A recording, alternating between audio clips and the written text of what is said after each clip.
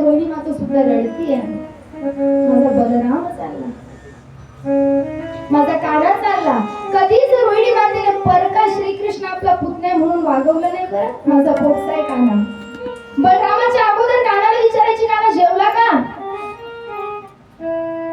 आपलं पोरग नाही म्हणून जीव लावणं हा जो वाईट विचार आहे ना स्त्रियांनो, सोडून द्या. शेजारच्या पोराला सुद्धा आपल्या पोरासारखाच जीव लावा, त्याला स्त्रीत्व म्हणतात.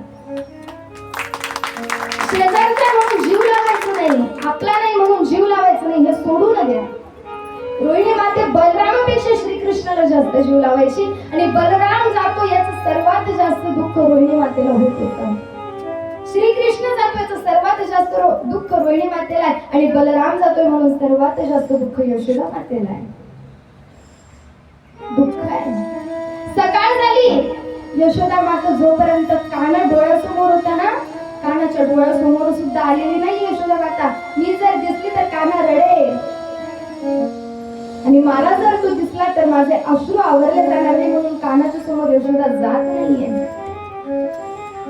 किती वाईट प्रसंग आहे स्त्रियांनो. विचार करा, आपला मुलगा फक्त हॉस्टेल मध्ये जातो तरी तुम्ही किती रडतात ना.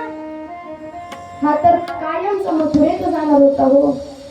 काय किती वाईट वाटत असेल